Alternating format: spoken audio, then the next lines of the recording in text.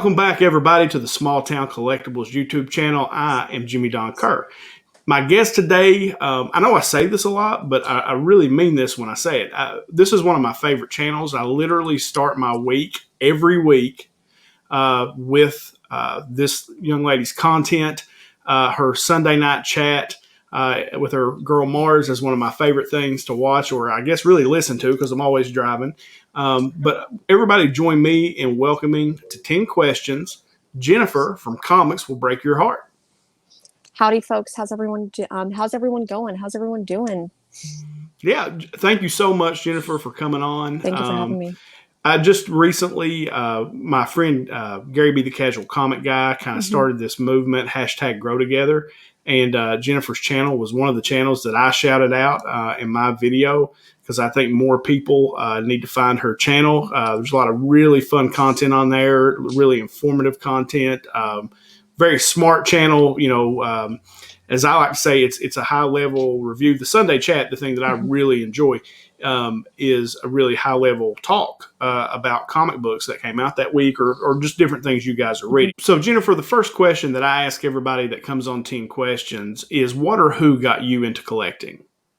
For sure. I'm definitely more of a reader than a collector. At least I like to think that I am. Before I really got heavy into going to my local comic book shop every week and picking up all of the new releases, I was reading a lot of Neil Gaiman, and I read his book, American Gods. I think before that I had read his book Neverwhere and his book Stardust.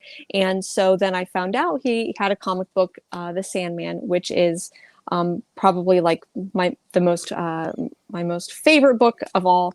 And I would say that's really like the tipping point that got me into comic books and graphic novels. I did have a high school teacher who he ended up having a lot of books that I would see on a shelf and then ended up picking. So I ended up getting to read a lot of the a lot of the Vertigo comic books, like Fables, Sandman, just to name a few. Those were some of the first that I started reading, and just kind of spiraled from there. So now, almost 20 years later, here I am. So it wasn't really anything like as a kid or anything like that. You just like to read and started reading books and just kind of gravitated toward this type of content. That's cool. I consider myself a reader as well. I like to read. I collect. I mean, like I think you had said, you know, you read, so you end up being a collector, right? If you don't necessarily resell. And I've kind of turned into that too, where I have a ton of books, but I do resell some, you know, like I'll read and I'll resell to kind of churn the hobby. But I find that interesting. I was never a big reader. I always enjoyed reading comic books though. And really, as I've gotten older, I find more and more enjoyment in it. So question two is, you know, so you like to read comics. What caused you to start a YouTube channel? So I had been thinking about it for a really long time, and I had been on like other friends' like podcasts and things like that. I had been doing a lot of reviews under the like moniker or nickname Jenn in Comics, and my whole like shtick was like, okay, I'm gonna do like drunk comic book reviews or comic book reviews with a drink, and it never really like got like off. I never really like, the more and more that I thought about it, I'm like, okay, is that really inclusive of people? You know, if anyone lives a sober lifestyle, would they not feel included in something like this? And I had been doing live streams talking about comics with my friend Dan over at Comic Chop News, and we had been doing weekly shows, and I knew that I wanted to do something, and then finally it just hit me one night, and I was thinking about the rumored Jack Kirby quote, "Comics will break your heart." And I'm like, there it is. And so once I really thought about that and what I'd want to do, I thought honestly my YouTube channel was going to be a lot more of a like personal blog type thing. And then it really evolved into talking comics every week. And like you said, and I take it as such a huge compliment when you say a high level chat about comic books, because that's really what I want to do. I want to dissect them. I also want to make sure that we're having fun talking about it. So it's not all like academic and like poking around, but it is a fun academic chat about comics as well. Well, it really is. I mean, that's the thing I enjoy about it, because I'll read a lot of the same books that you and Mars will read, and that you talk about, and I'll read those.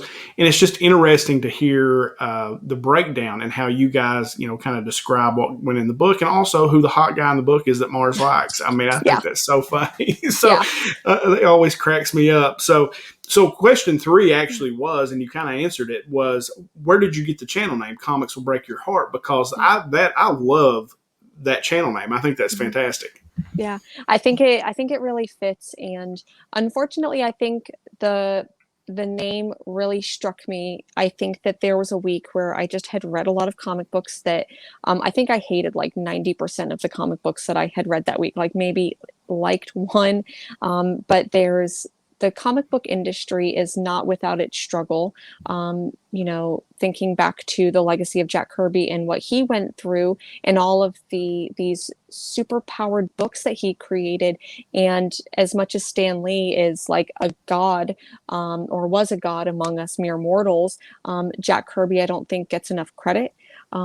So I think that the combination of some not fun things happening in the industry, like sexual assault, creators being outed as predators. So there was just a lot going on, and just really thinking like, man, like comics are breaking my heart. And when I think about that, I think that's the essence. It's something that you love, and something can only break your heart if you love it, right? Right. No, great answer. I love that.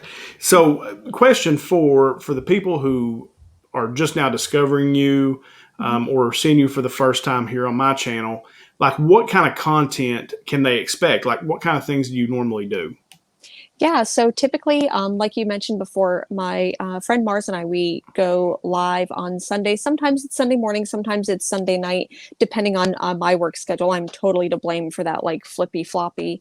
But we usually do a breakdown of comics that came out the previous week, and what we enjoyed, what we didn't enjoy. Sometimes it's us just making fun of the ridiculousness of things that are coming out. Sometimes we do like little library hauls too. Like she'll pick up a stack of books and be like, hey, these are the things that I'm about to read. We also talk about what it's like for 2 ladies being into comics as well. So not only our perspective on the stuff that we're reading, but maybe we had an experience in a comic book store, or talking about our experience at comic book conventions, even though those haven't been a thing for a little over a year now. But we also like to talk about, sometimes we get advanced copies of books. I'm so gracious to the creators and the studios who do send us content, because we get early access to those things, so we can read it, so you don't have to, or hopefully you go and pick it up. So just a lot of things. And I think one of the favorite things that I like to do is a breakdown at the end of the month. I go over all of the first issues that came out this month. So all of the #1 issues that came out, we'll do like a kind of a breakdown. Like, did we like it? Did we not? Are we adding it to our pull list? Cool. So question 5 is, and I'd like to ask this question because, for me, I was away for a long time. When I was a kid, I mean, anybody who watches this has heard me tell this 100 times, but we're getting to know each other, so I'm going to tell you. When I was a kid, I had an uncle who would sell at the flea markets, and he would let me go with him. And I tell everybody, if you've ever watched American Pickers, that TV show, my uncle was like Mike Wolf. I mean, that was my uncle to a T. And and I would run around with him and go pick, and then I would get to read the books, and, I don't know, I just developed a love for it. And then I went to college, got my degree, and kind of got away from it a little bit there, and then got into the workforce. And then it was a few years ago, my kids were starting to get older, and I was looking for something to do. And ended up getting into comic books, and then got into this whole discussion with them one day about you can do anything you want to do. And they were talking about wanting to do a YouTube. And I was like, well, do it. And they were like, well, no, I can't do that. And I'm like, why not? Why can't you do it? And they were like, well, I just can't do it. And I said, well, watch this, I'll do it. And what ended up happening is I found something that I did not know I was missing. And that was the community itself. And so this question and question 5 is like, and it's kind of a 2-parter, and we'll start with the negative first. and then go with the positive because I like to end on a positive. So, what is your least favorite part about the community, the comic book community, or just YouTube community in general? I think that especially when it comes to the way that people want to monetize YouTube, the way that they um, almost like the same way that news does. You have to have this like sensationalist headline. I think that everyone 100% is entitled to their opinion. Like, please have your own opinion about things. But I think a lot of times when it comes to things about YouTube, and especially when it comes to geek and nerd culture, it's like, what is the most ridiculous thing that I can say that can get me more views on my channel or that can like bring in more viewers? And I think that what that ends up doing sometimes is creating a toxic culture where we critique things in a way. And granted, like, once again, have your own opinion, like, critique everything to hell 100%. But when it does come to things like toxic critiquing, I think that there is a toxic side to YouTube that, I have to say the most ridiculous thing because that's how I monetize this. So I think that's probably my least favorite part about it. I don't necessarily experience that. Like, everyone in the community has been absolutely like gracious. I have found nothing but support, nothing but um, like love and really community in this community. There's not a lot. I'm not going to say it's not there, but there's not a lot of competition. Like, if someone else's channel is doing well, that means that mine is not. So I do think that there is a healthy like love and like we all hashtag grow together in this community. Sure, great. So, what would be your favorite part as far as like, is there a favorite part that you like? For me, the favorite part that I've had by far is the community. Like the Hmm. friends I've made. I mean, Hmm. I'm a hillbilly in Yeah. Eastern Kentucky. I'm in rural Eastern Kentucky, Hmm. and I've made friends with people in Yeah. Dallas, Oregon, Brooklyn, New York, Yeah. Texas, Wisconsin, like all Yeah. over the place. Is that for you? Is that the favorite? Is that your favorite part of the whole thing? I think that that is a part of it. I don't think that I would have survived this last year mentally or maybe even physically if it wasn't for one starting this. I know that I'm a handful of people who started this like YouTube baby during quarantine, and we're still in quarantine. But I don't think that if it wasn't for the community and the friends that I've made along the way and the great conversations that I've had, that I would have made it through mentally. So I'm super appreciative of that. I do.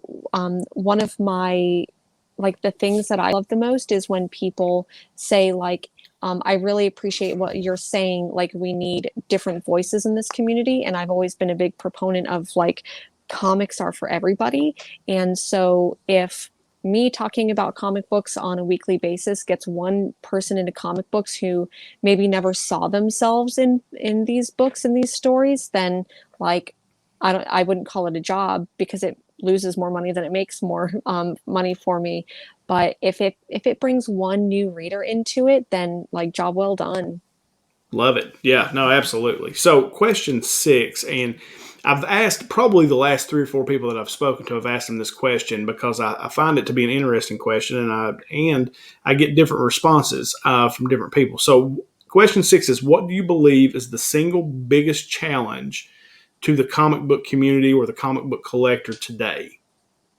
I would say when the challenge, um, I would probably say that one of the biggest challenges is bringing in new readers consistently and like access maybe to comic books. And I think um, what might be hard for new readers coming in because like let's be honest, I think that comic I don't want to say comics are a dying medium because they're absolutely not, but I think that if comics are only going to be done in one particular way, feature one particular, like if it's just going to be like superheroes, then I think um, we're not going to bring as many new readers in as are exiting. So I think that one of the challenges for this community that I'd really love to see come together is like, how do we bring new readers in? How do we make comics accessible? How do we really say like comic books are a medium that should be respected? I think among a lot of people who read, and I'm air quoting here, like traditional comic or traditional books,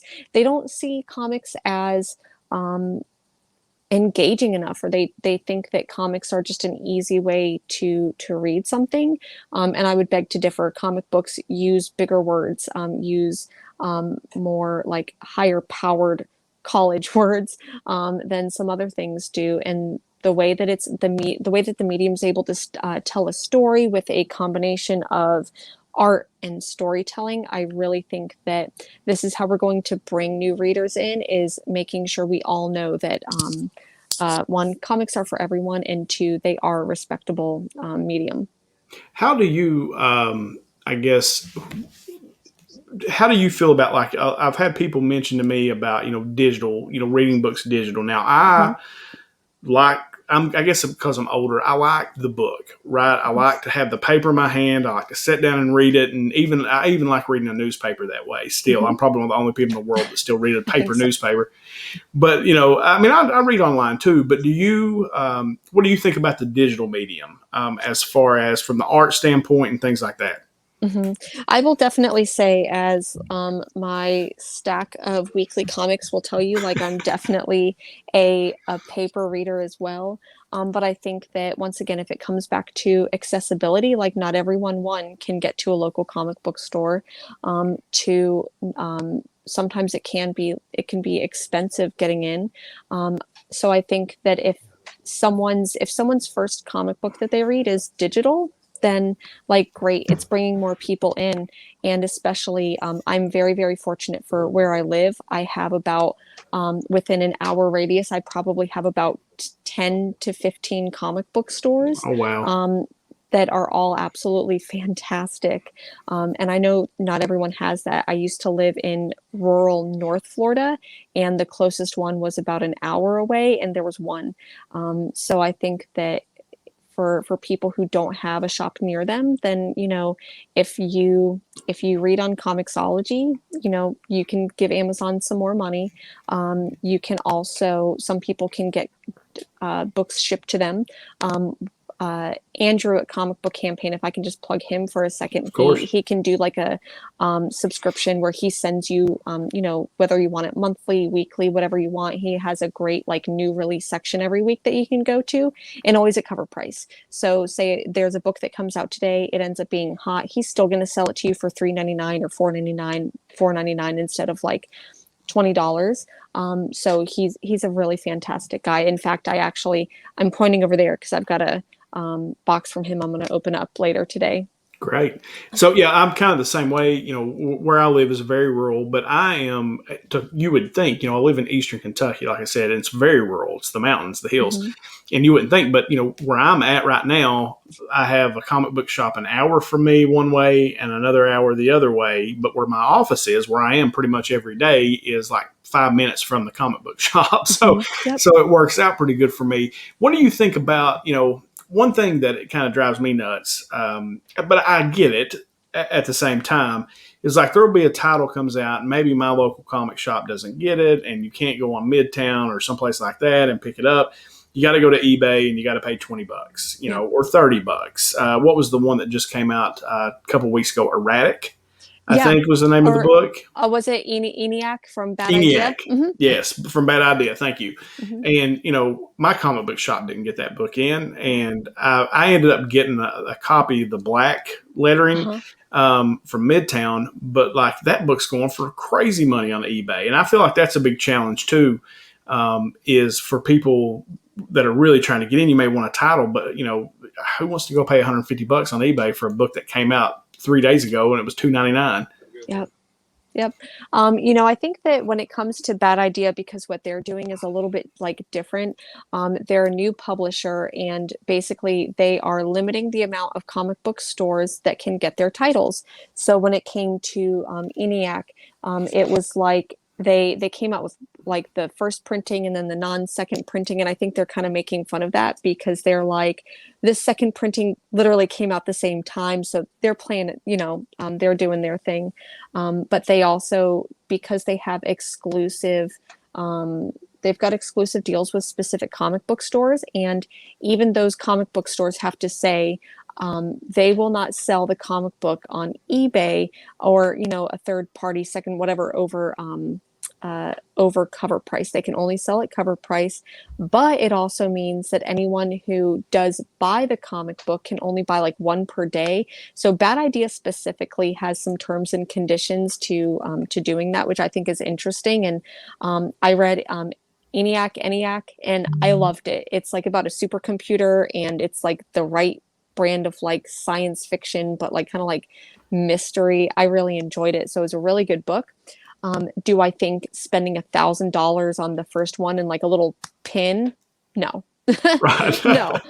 But I do think that anything that gets people into a comic book shop, like if it brings someone into a comic book store, same thing with Berserker, right? Keanu Reeves has been like this driving force behind this book, and he could honestly had just been like, okay, you can use my likeness in this book and that's it. And if it brings more people into a shop buying comic books, then I'm okay with it. Yeah, me too. So I guess I want to expand on this just a little bit in how you read. Because I actually heard, and it's something that I'd been kind of toying around with myself, and I heard you and Mars talk about it the other day, and I'm sure I've heard you say it before, but it kind of stuck out to me the other day because well, number one, I knew we were going to be, sitting down and talking to each other. And two, it has been on my mind. And I think it was Mars that actually said, I will, she picked up issue 1. I think it was Proctor Valley that she picked up issue 1, but then she was going to buy the trade to read the rest of it. And so I was interested, how do you read your books? Like, I have always just picked up every single issue. I always would pick up trades or omnibuses for, collections that were older. Like, how do you read your books? Like, will you pick up, book 1 and then buy the trade? How do you do that? Yeah, so like just for an example, one of the books that came out this week, I read single issue by single issue, and it's Getting It Together by Cinna Grace and Omar Spahi. So I was reading this one single issue by single issue each month, but the trade came out, so I'm probably going to go ahead and read the trade again. When it comes to single issues, I'll usually just go ahead and read them one by one, month by month, and then I won't go back and read them again until the trade comes out. And if it's a really good book, I'll definitely buy the trade. If it was a book that I was like, okay, I don't know if I need to read this one again, then I won't buy the trade. But do you ever just like buy the first issue and say, oh, well, that's pretty good, I'm going to wait? Like, I know Scout does that sometimes, where they'll put out the first issue and then they release the rest of it in a trade. Do you ever do that when you read your books? Like, okay, like Mars was saying with Proctor Valley, I read the first one, I'm going to wait till the trade comes out to get the rest. I'm not going to buy every single issue. Do you ever do that? Oh yeah, for sure. Especially if it was a book that I know will have like a big, because I love like science fiction. And right now I feel like there's a lot of like really incredible science fiction stories coming out. And maybe I won't necessarily do that with the first issue. So if I really like a first issue, I'll definitely buy the second and third.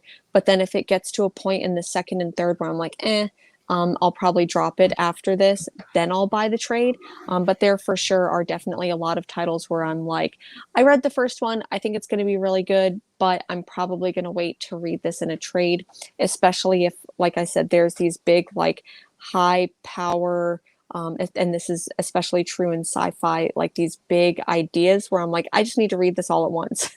My little, like ADHD brain right now cannot do this. So for sure. Cool. I know, like, there are some, like, I'm bad really just because my life is so busy that I won't always get to read the books every week. And sometimes I end up with 3 or 4 books, and I really enjoy reading like an entire arc at one time. And so that's why I was talking about it, was I was thinking, well, maybe you are more of a trade reader, you can get, but I really like buying the single issues. Like, if it comes out, I want to buy the single book. Yep, I agree. I think it's also part of that like evolutionary like hunter gatherer type thing. Like I love going into my local shop every Wednesday and it's the like one thing that I do. I really don't go anywhere else this past year.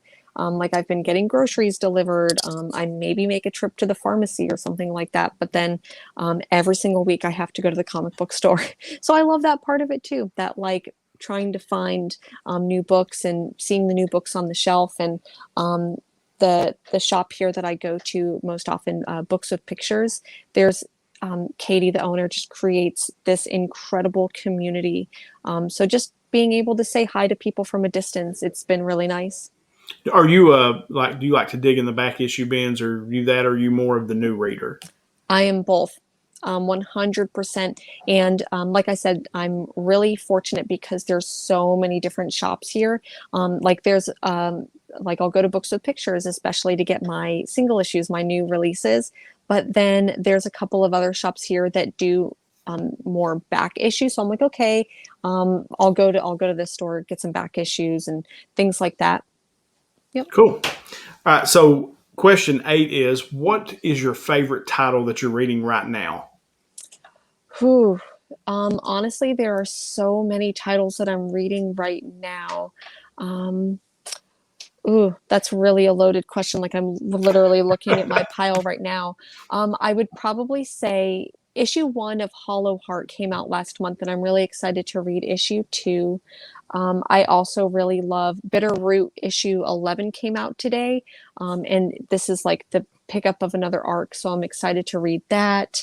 Um, Man, there's so many, but I would say my favorite ongoing title right now has actually been on a 2-year hiatus, and that's Saga, published by Image Comics. That one's hands down my favorite like ongoing series right now, and it's been on hiatus for 2 years. So hopefully it comes back soon because man, I love Saga so much.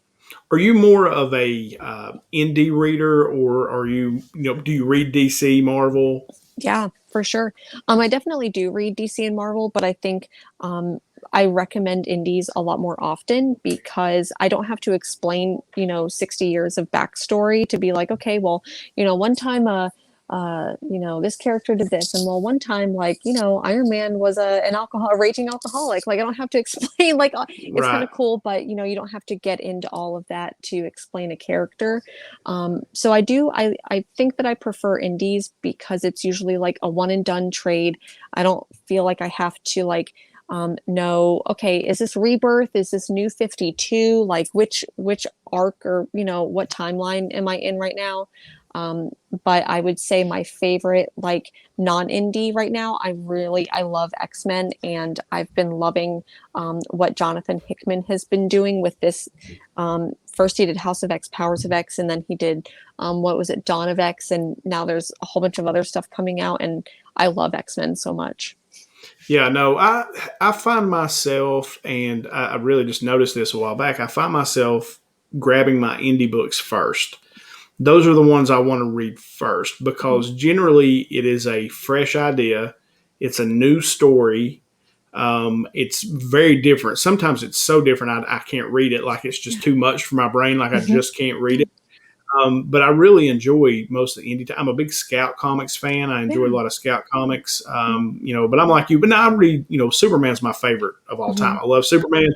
Has a whole lot to do with being raised in essentially like a farm. It was a coal mining town, but it was like a farm town, very small, and I related to Superman. So, Mhm. but yeah, I find myself kind of going to the indie titles myself. All right, so question 9 is I really want to know what it's like to be a female in the comic book industry. As far as just in the collecting, the reading, like, do you have negative experiences, or is it the same as everybody? I would say that it's, I say this with the perspective of I don't necessarily know what it's like to be a male in the comic book industry, so Sure. I can only speak to the what I experience as a woman, and I do think that sometimes it's um, I will say that the shops here are fantastic. They are, I would describe my local shops, all of them here are aggressively diverse. So they make it a point to have books that are by a whole range of different creators, which is incredible.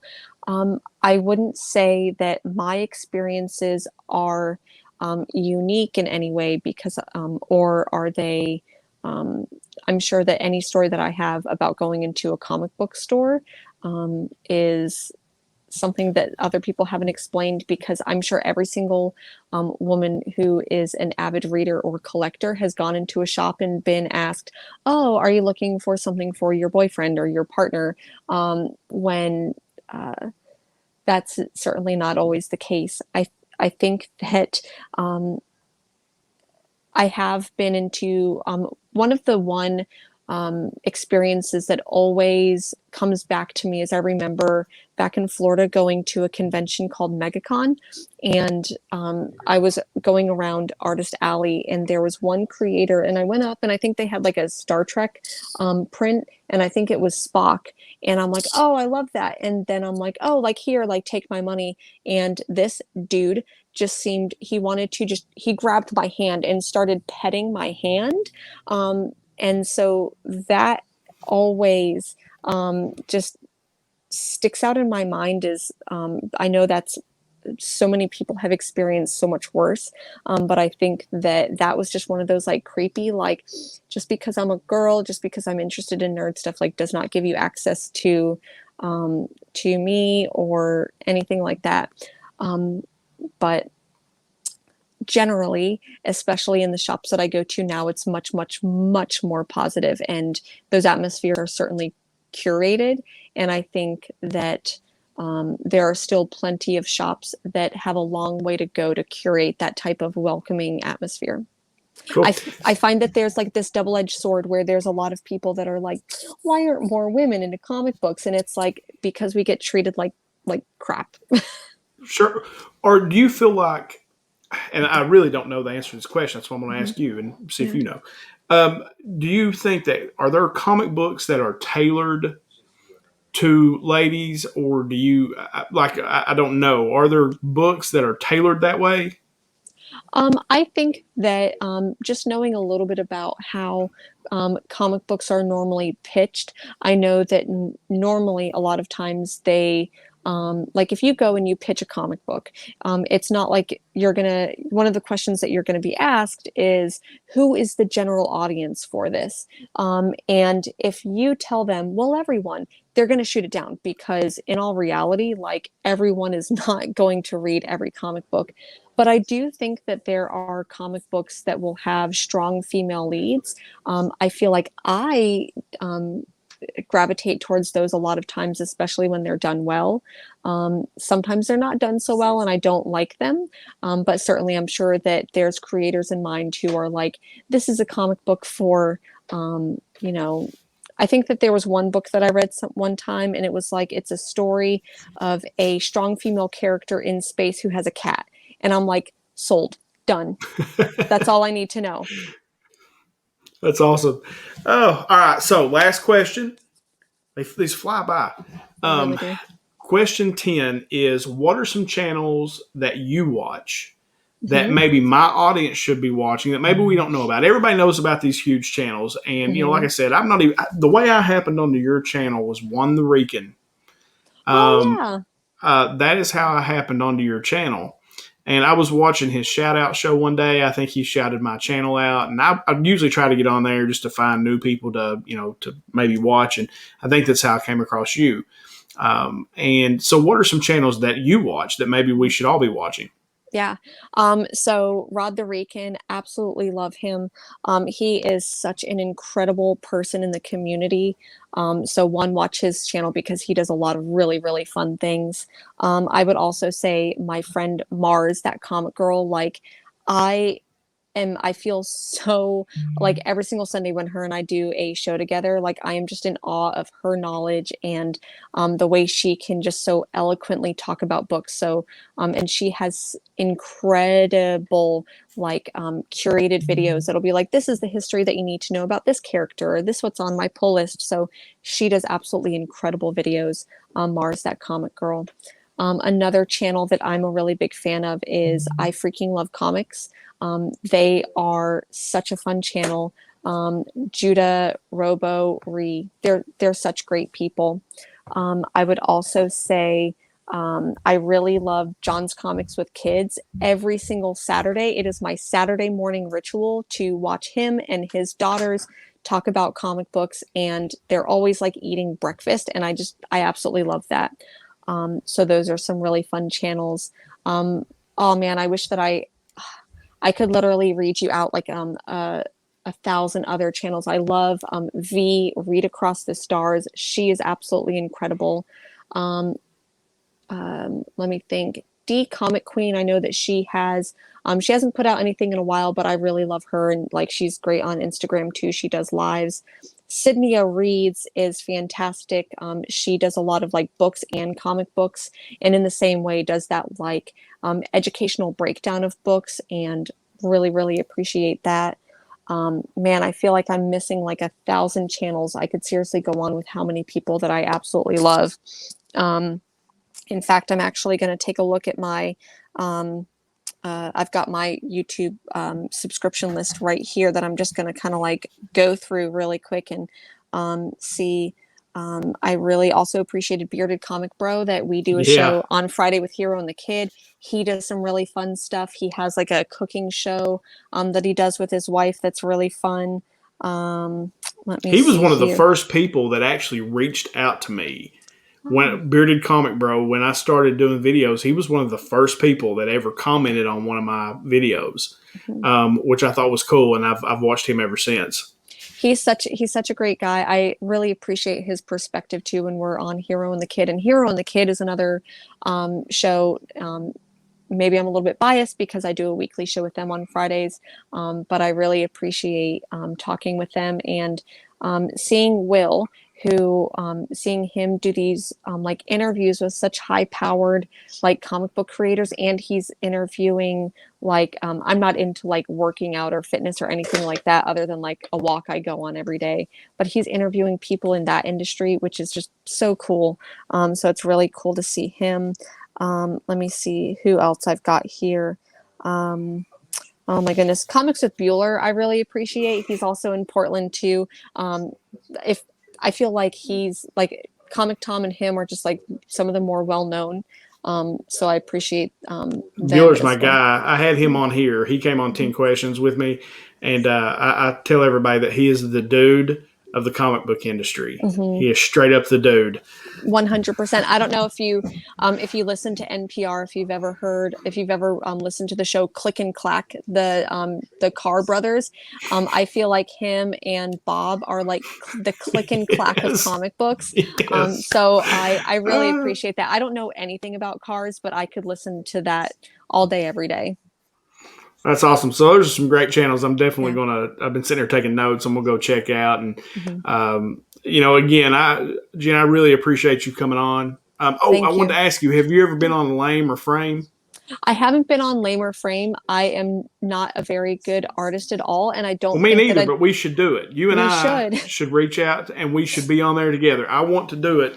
I can't draw at all, Okay. but I still want to do it because I think it looks like fun. It does. It And really does, especially like the time limit. I feel like anything I come out with it would be horrible, but I'd have a good time. it would be awesome. I'd love it. So we're Yeah. definitely going to reach out to him. Me and you are going to face off on Lame or Ooh, Frame and see who can draw the worst. ooh, That's who can exactly draw the what it'll worst? be. There Yeah. we go. I would have a lot more fun if it was who can draw the worst. Who's Because the if I, lamest? who's the lamest? Who's the lamest between us? Love Yeah. it. So it's on. It is on. You heard it here first on 10 Questions. The battle royale is going down. So, no, Jen, thank you so much again for coming Thank you. on. And, guys, if you're not checking out Comics Will Break Your Heart, you are missing out. Um, like I said, it is a very, as I said earlier, and I repeat myself all the time, but I'm going to anyway. It is a really high level discussion about books that came out that week. And and there's all kinds of random titles. Like I've picked up some random titles to read by listening to you guys. And so, like I said, it's how I start my week every Monday morning. That's the first thing I listen to on my drive. Comics will break your heart. Jenn, thank you so much for coming on 10 Questions. Thank you so much for having me. Really, really appreciate it. It's all good. Guys, it's always in these things. Until next time.